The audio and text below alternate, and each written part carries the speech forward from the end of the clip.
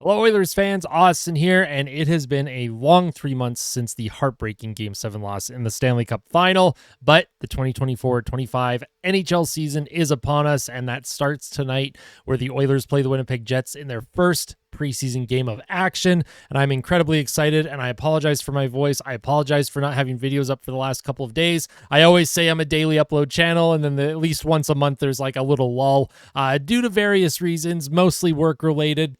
So, I do apologize for that. I appreciate everyone's patience. Today, we're going to go over the pregame report. Obviously, at this moment where I'm recording, there's no official lineups right now, and it's good not to read too much into lineups at this time of the year. Anyways, I will be paying more attention to individual player performances rather than the team performance. Of course, it is good to watch the team, see how they're structured, see what Chris Knobloch is trying to instill in the boys before the season starts, because they need to get off to a good start this season. Last year under Jay Woodcroft, we all know how infamous that start was.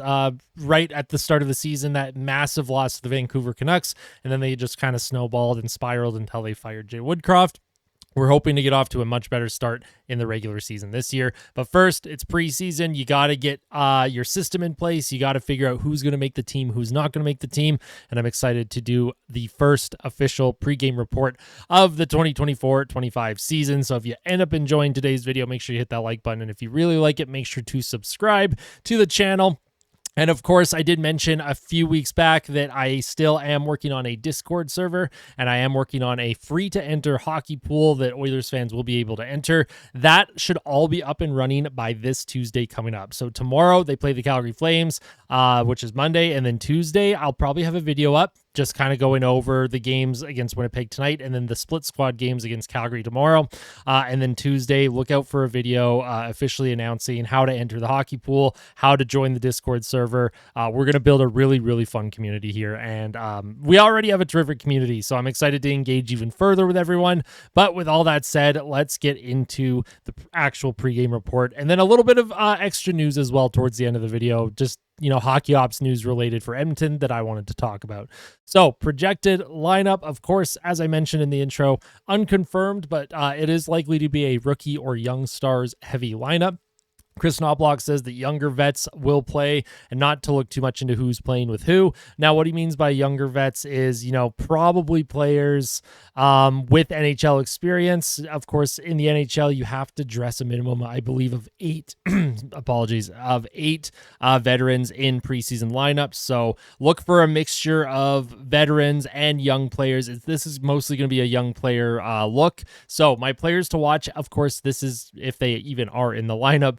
Matthew Savoy, who I believe is Edmonton's top prospect at the moment. I thought he had an okay Young Stars tournament in Penticton. I'd like to see a little bit more from him against higher end competition, because there is an outside chance that he could push for a roster spot, and he could really make a name for himself as early as possible in preseason. So Max Wanner, that is another player who I thought was okay in the Young Stars tournament. I thought he played 2 okay games and 1 really good game. So for Max Wanner, someone who could be pushing for that 7th or even 6th D spot, he is a right defenseman. And, with how well he played in Bakersfield last season, that's another player to watch if he plays tonight. Ty Emberson, who could be projected to play on the second pair with Darnell Nurse when the season starts.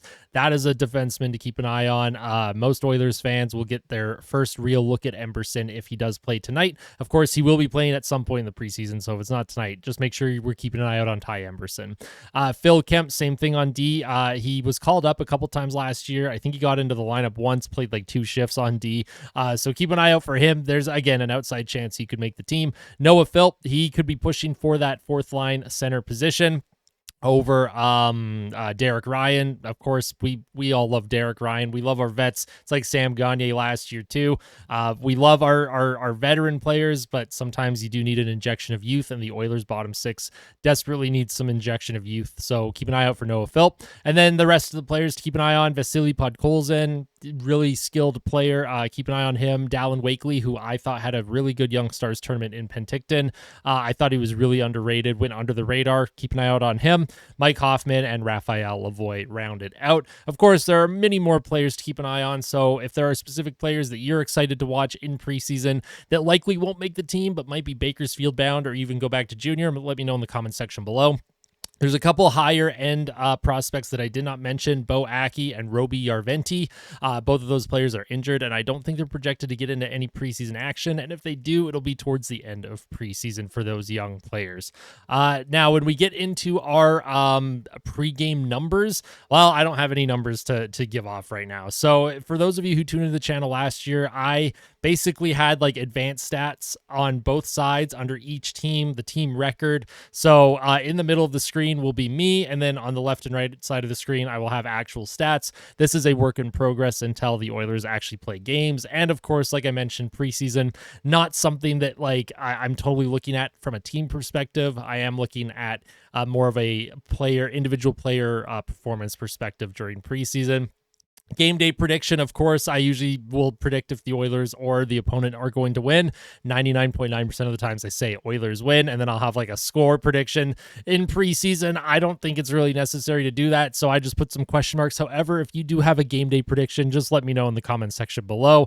And then, of course, next up for the Oilers will be against the Calgary Flames. Split squad action tomorrow at 7 p.m. Mountain. That one's going to be a little bit tougher to figure out the post-game recaps on, because I'm going to have to be watching basically both games at the same time on both my monitors, taking notes on both. It's going to be very interesting. I don't know how I'm going to work that, but if the hockey guy can watch 14 games a night and do recaps of every single one, I think I can watch 2 games at the same time and get a recap out for you guys tomorrow. So, like I mentioned at the end of tonight as well, I will do a post-game report as well, or post-game recap. I think I called them post-game debriefs last season, so...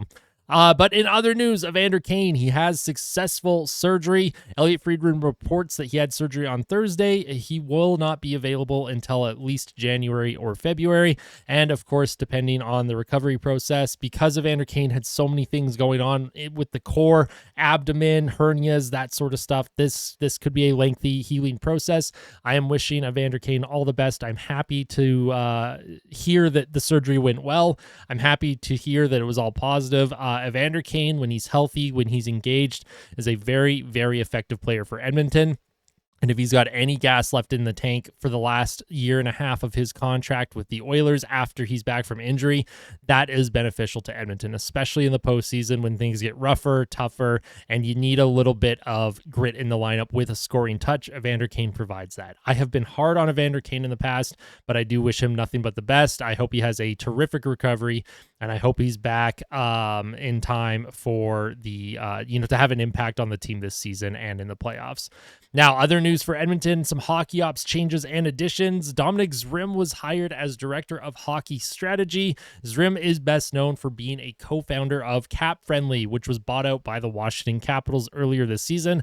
Cap Friendly was the go-to place for hockey fans and NHL teams for salary cap information, contract information, no move information, player information in general. It was a terrific website. I'm still very sad that Washington bought the website, but I am happy that Zrim was hired by Edmonton. He is a very smart individual, and this helps the analytics department. This helps, if the team would go the Vegas route of circumventing the salary cap.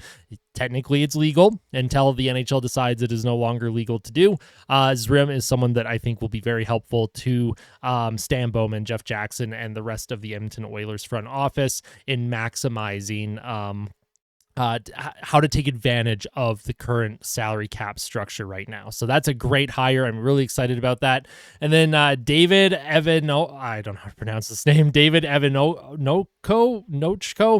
He was hired as lead solutions architect. So basically, he will be part of the hockey analytics department. He'll probably be building a database. He'll be building software for the team to utilize, and then try and find, diamonds in the rough, that sort of thing. I think it is 2 really good hires with Dominic and David. Those are terrific hires. The Edmonton Oilers are really trying to become world-class in their analytics department and in their hockey ops department, and I'm really happy with both these hires. I think that is terrific for the Edmonton Oilers moving forward. especially once, these big salaries kick in for Draisaitl, McDavid, and inevitably Bouchard as well. They're going to have to find players that are cheap but very effective, because Edmonton will be in a massive salary crunch after this season. Now, last bit of news, Fanatics Authentic Pro jerseys were announced. Of course, there are other tier of Fanatics jerseys. The Authentic Pro jerseys are the jerseys that players wear on the ice. They are listed as $550 Canadian. And I wanted to make a note of that because that is absolutely outrageous. Yes, you could buy a cheaper tier jersey for 300 Canadian, just like the Adidas.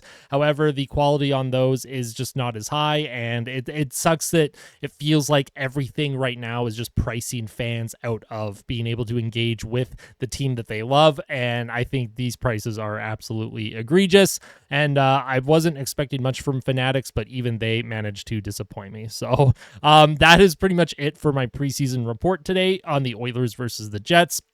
After the game, look out for a post-game recap, and then tomorrow a day after discussion, and then of course we will get right back into a pregame. Maybe I won't do a day after discussion because I am going to have to do a pregame report on the two Flames games, the split squad. So you know what? Keep an eye out for day after discussion on Tuesday. That's also where I will announce how to join the Discord and the free hockey pool that I'm putting on. And I still have to announce the winners of the bracket challenge, so I am working on that as well. So thank you so much for watching. I appreciate it, Oil Country. You're seriously the best. We will see you soon. I'm excited for some actual NHL hockey tonight. Take care. Oh, tell someone that you love them. I almost forgot. Tell someone that you love them.